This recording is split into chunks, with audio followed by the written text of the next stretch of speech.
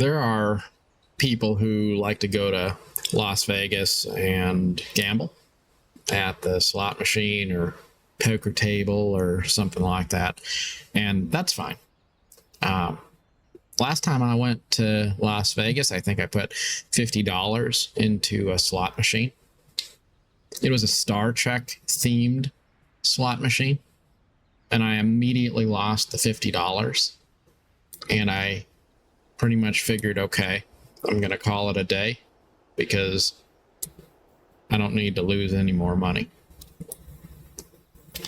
The point I'm getting at is, at that moment, I knew that I was gambling. I knew that I wasted $50. And that was that. But there's a different kind of gambler that actually believes that their gamble is an investment. And that's where it gets dangerous, because you have people who will go spend money that they should be using to take care of themselves or take care of their family, and they will use that money to go put it into some sort of a casino game, because they think if they can just play a little bit more, then they will get their lost money back and they will actually win big, and then they will be in a better position. That's pretty common. There's a lot of people who believe that. And if you go online and you search for how to win a slot machine, you'll find a lot of thoughtful articles that people have written about various game theories on how to maximize the likelihood that you will win. And if you read those, you'll actually think that it sounds kind of scientific. But the truth is, it's not.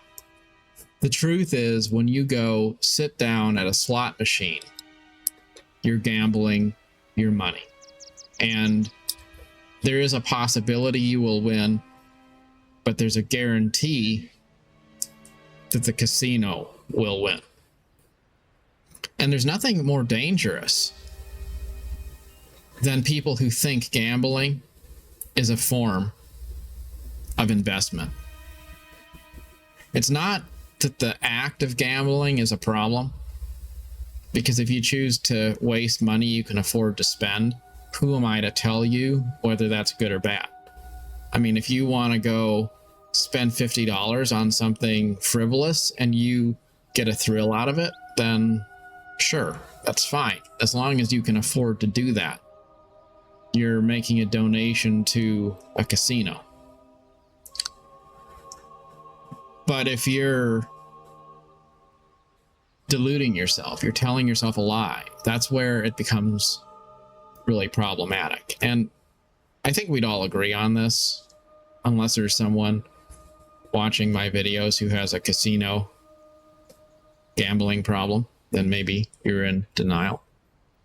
But the likelihood is we all are pretty much on the same page when it comes to problem casino gamblers.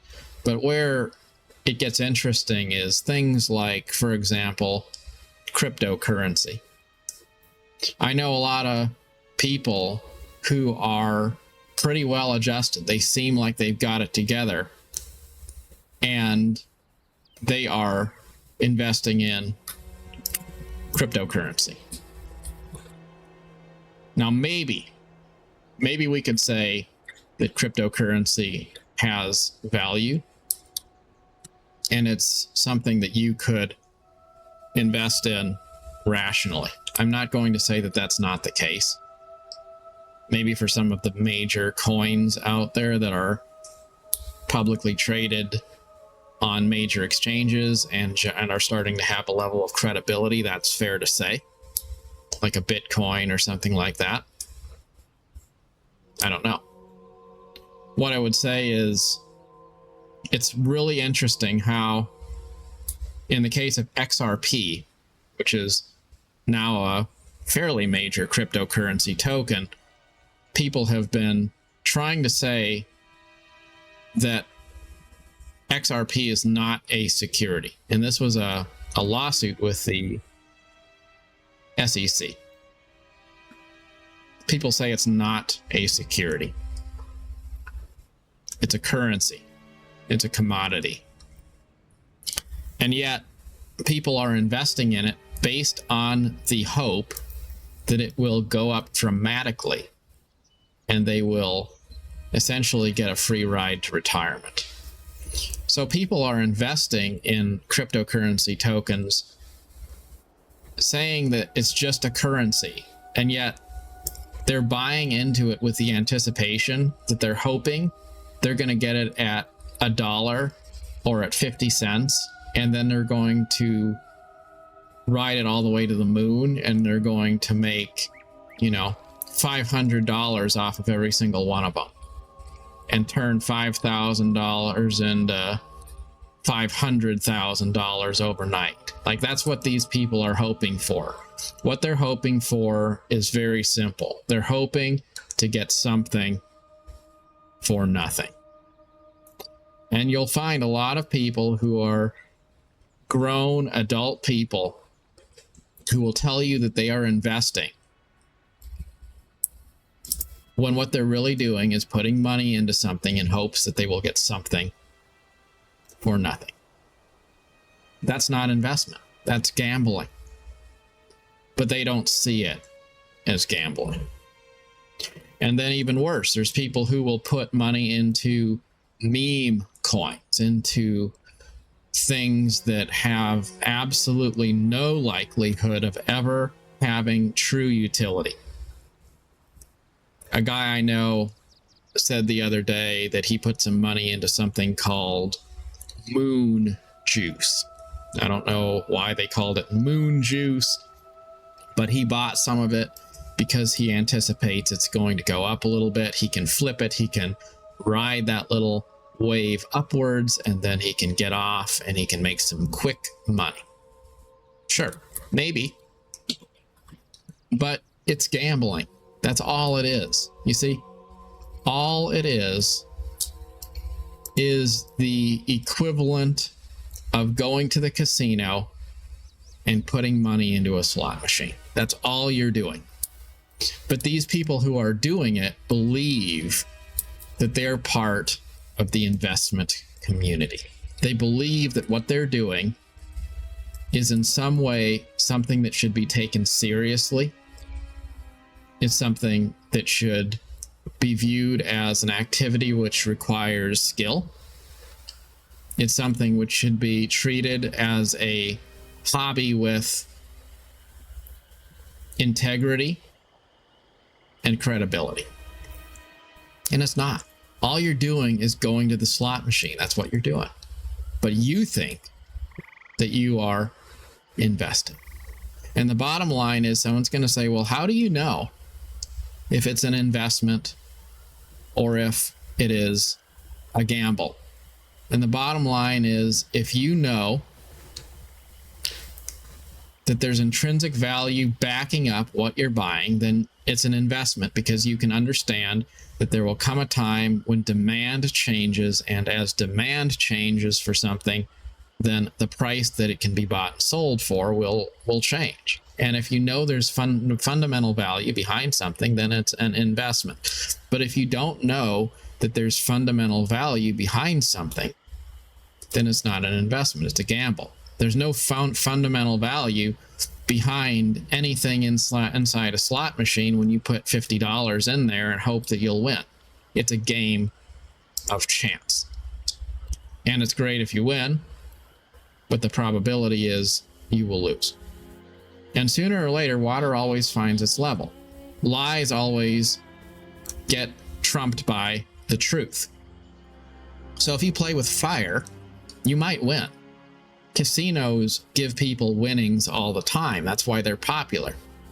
Because if you don't have somebody win, then no one's going to want to gamble their money away. But that doesn't change the fact that the vast majority of players will lose their money, including the winners. Because once somebody has a win, they get hooked. Just like a thief who goes into a store and steals something that's worth $10. And then they go back in and they steal another thing that's worth $10, maybe something that's worth $20. Now they're starting to have that feeling that they are immune to being caught. They can get away with it. So they go back in even bigger next time, and they keep returning. And eventually it does catch up to them. Maybe they got away with it 50 times in a row, but that 51st time, no. They get stopped dead in their tracks. They're done. Now they're sitting in a jail cell because they stole $1,500 worth of merchandise, and it's not just petty shoplifting, it's a felony or something like that. And now they've got a major hit on their record, and they're on the fringes of society trying to figure out how to make it right. And it all started with getting hooked on those small, easy to pull off crimes, and then they continue onward down the path. And it's the same basic thing with a lot of these high-risk investment choices that people make, which are really just gambles, but they are veiled in a shroud of credibility. And there's a lot of things in life that are like that. When you go down to the car dealership and somebody's going to tell you, hey, why don't you buy this new car for $62,000 and go into debt for it? Because you know what? You're investing in yourself. You're investing in your quality of life. You're investing in your success. But the truth is, you're really not. What you're really doing is selling yourself into slavery. But you're not going to realize it until after you sign the paper, you got the shiny car, and you realize that you now can't afford to live, and you're a slave to a job you hate, and you're having to work extra hours and all that kind of stuff because the message that was trying to sell you something hooked you, and you didn't really look at the fundamental value behind what you were buying. Because the truth is, a car loses half of its selling value the minute you drive it off the lot, right? Something like that. So what's the point? Why wouldn't you buy something that's slightly used, or even something that's more or less a clunker? Because you know what? It runs fine. And just like my car, I don't care too much about it. I mean, I care a little bit about it, but it runs just fine. I paid $1,000 for that car. So I don't even need full coverage insurance. I have liability insurance. If for some reason I needed to cover an accident that involves somebody else, I've got that. But I don't need to pay hundreds of dollars a month for insurance on a vehicle that's got an actual value of $1,000, right? So I got a lot of freedom there. I'm not worried about it. But there was a time when I was out there buying the new vehicle because I wanted to be cool. And I didn't realize until years later that I was just being essentially scammed out of money and put into a bad financial position. Life's filled with a lot of smoke and mirrors that try to get you hooked on something which really doesn't actually have merit. And it's important to be honest. It's important to understand, too, that there's a lot of really smart people who can be very smart in one way, but they can be very ignorant in another. And you look at somebody who makes $400,000 a year, and you think, my goodness, this person's got their act together. They know what they're doing. I guess I should probably listen to them, right? Then you realize that this person believes in space aliens, and they're wearing a tinfoil hat in their spare time. You think, okay, well, how is it that you can be, you could be a very successful person, and then turns out you believe in aliens, or you believe the world is flat, or something weird? Well, the truth is, people just are more complex than being all good or all bad, all smart or all stupid, all wisdom or all folly. So you have to take the good and make the most of that, but also be critical and think about things and understand that the fact that somebody has good about them doesn't mean that they're good at everything. Doesn't mean that they are going to win at every argument. That's one reason why I think it's important to kind of follow your own path. Like for me, I think when it comes to investments, because that's kind of what we've been talking about, whenever I feel like people are encouraging me to go in one particular direction, when there's a bandwagon of sorts and everyone's jumping on it, that's usually when I try to get off. Like when you look at the Dow Jones Industrial Average and you're talking, okay, it's just going to the moon, like everything is going through the ceiling. We're going to have a new all-time high for the Dow every single week. Well, nothing goes up forever. I look at the economy and I think, well, the price of food at the grocery store is probably up like 25% from what it was 4 years ago. A lot of average people are struggling in the economy. I'm not saying the economy is terrible. It's not the worst it's ever been. Don't get me wrong. But it's not the best it's ever been either. So I can't help looking at the stock market reaching new all-time highs all the time, euphoria everywhere, and I think this can't go on forever. And there's got to be a little bit of lies mixed in with the euphoria. And then when we have big corrections down, I don't really feel surprised. If anything, I tend to feel vindicated. Like Friday, we had, I wouldn't say a stock market crash, but certainly a stock market correction that day. Market was down as much as, I think, 900 points at one point on a Friday afternoon for the Dow. And then it ended somewhere in the neighborhood of down 600 or so. Intel was down as much as, I think, 27% in a single day, based off of dismal news related to layoffs and poor projected sales performance. In any case, when people get super excited, you probably should be reserved. And by the same measure, when there's blood in the streets, when everyone's basically freaking out, well, that's when you should be looking to see, okay, what has true fundamental value, and if you believe in it, then buy low. When everyone starts to feel like there's despair everywhere, well, nothing is as bad as it seems. But when people think that everything's going to go to the moon, well, probably not. Probably there's going to be a correction. There's going to be a point where things reset, where people look at the intrinsic value of assets, and they start to have more realistic understandings of what reality is.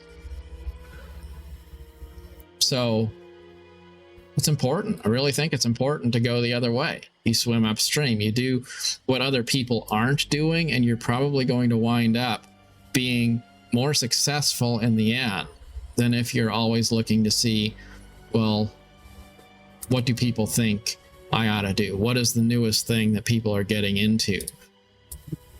And the truth is, a lot of people will follow each other straight off the side of a cliff. And I'm not talking about any one demographic of people. I'm talking about everybody. People who are rich, people who are poor, people who are educated, people who don't have an education. It doesn't really matter. Anytime you have a group of people that are together, they will start to have a herd mentality, and that will eventually cost a lot of people their livelihoods, or in some cases, maybe even their lives. There's a story about a study that happened, and they had a room, and they took these people, they asked them to sign up for a study. So these people show up at a university, and they're going to be part of a study. They don't know what that study is. So they're all given these questionnaires to go into these rooms and fill out the questionnaire. They go in, and there's some of these people who are put into small rooms by themselves, where they are alone. And then there's another group of people who are put into a big group room where there's several of them all in the same conference room. So you have some individuals who are by themselves filling out this questionnaire, and you have other people who are all together in a big room filling out the same questionnaire. And these people think that the study is all about the questionnaire, but really it has nothing to do with the questions that they're answering. What it actually has to do with is the fact that they are all in rooms that are slowly being filled with smoke. So a little bit of smoke starts to get filtered in through the air vents in these rooms. And what's interesting is the test is to see who's going to get up and go let somebody know that there's smoke in the room. It turns out that the people that are together in a big group just sit there while the room fills up with smoke. The people who are by themselves, they notice the smoke, and when they notice the smoke, they get up and say something. But when the people are all put together into a shared environment, they don't say anything because they start to notice the smoke, and then they look around to see what other people are doing, and they don't see anyone else getting up yet. So they assume it must just be in their head, and they don't get up either. So there's a lot more smoke in the big room before anyone actually does anything, because they're really just sitting there looking around to see what other people are going to do. And if no one else is doing anything, then they're not going to make a move either. And that's how it is in real life. People tend to avoid making any kind of decisions without looking to see what other people are doing first. And people tend to make group decisions by following the first person to make a move. The degree to which there's original thought versus people just following each other, you would think that people generally exercise their free will and then only occasionally are influenced by what other people are doing. But the truth is, as a general rule, it's the other way around. People typically don't think for themselves at all. They just wait for whatever message is going to come to them from above, and then they take that and they copy paste it and follow the leader. Even in the corporate world, you'll find people who are leaders typically don't think for themselves, because what they're really doing is just getting a message from one level above them, copying it, and then communicating that exact same message to people one level below them. People live their lives following policies and enforcing rules, but seldom are they the people who made the rules. Seldom do people have the courage or the fortitude to be alone enough to think about what they actually believe regarding something. We go check out the news, we check out YouTube, we check out our peer group, we check out what our boss wants. Very seldom do we actually ask ourselves what we believe, then take the data before us and make an educated decision based on our own personal conviction rather than someone else's feedback. And that's a very dangerous place to be. That's not to say that you shouldn't take into consideration what other people have to say, because I also think it's very hard to generate original ideas if you aren't open to considering other people's points of view. But it's also important that you understand that the buck stops with you. You have to make your own choices. You have to make up your own mind. And if you aren't doing that, if all you're doing is jumping on a bandwagon and then judging other people because you expect that they should jump on as well, you're just harming yourself and you're harming other people when they follow you. off of a cliff. So don't be the person who follows blindly other people, and don't be a person who expects other people to follow your perspective just because you jumped on a bandwagon and think that other people ought to do the same. Humility is important. Objectivity is important. And as much as people are inclined to say that we live in a society which encourages free thought, sometimes it's important to take a step back and remember that that is, to the greater part, an illusion. We do not live in a society which prizes free thought as much as it thinks it does. Far more often, we have the blind leading the blind. I was watching a television show called Leave the World Behind, and it's an interesting TV show. Actually, it's a movie, and it was in part financed by Barack Obama, which I thought was interesting. Perhaps it's a signal of things to come. I don't know.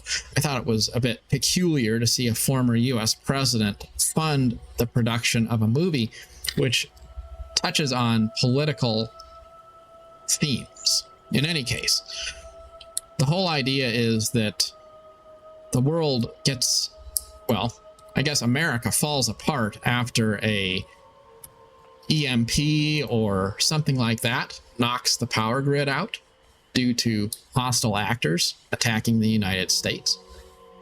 And people who aren't really prepared to navigate any such disaster kind of come together to work their way through this. That's the premise of the film. It's worth watching, in my opinion, if you haven't. But there's a point where someone in the movie says that everyone thinks that there's sort of a secret conspiracy, that there's a cabal of people behind the scenes that rule the world, that have a master plan, that manipulate everyone and try to shape everyone to their will. And the scary truth is that that isn't actually true. The scary truth is that no one is in control. That even at the very top, people who are charged with knowing things, people who have power and authority, the people who we look to and think that maybe they're behind the scenes pulling the strings, they don't know the answers either. They don't know what's going to happen tomorrow either. They too are just regular human beings who are trying to protect themselves and trying to make the right decision with an incomplete set of data. And I think that's true. There's people who do have answers, people who know things that the average person does not know. That's true. But we tend to believe that there's some sort of a overarching secret group of people who have all the answers, you know, the theys of the world. But the reality is humanity is alone. It's just regular human beings trying to make decisions. And when you realize that, when you realize that there are no people who are kind of at the level of gods, that it's just normal people with a mixture of benevolence and corruption guiding them, that's humbling. But it also is a very strong case for the reason why we should trust ourselves and not blindly follow the leader. Because quite often, the leader, even if he or she projects authority and confidence, also does not know the answer to every question. Think for yourself. Try to make good investments, and always try to remember the difference between gambling on things which are not proven and investing in things which stand the test of time. Till next time, as always, thank you for watching.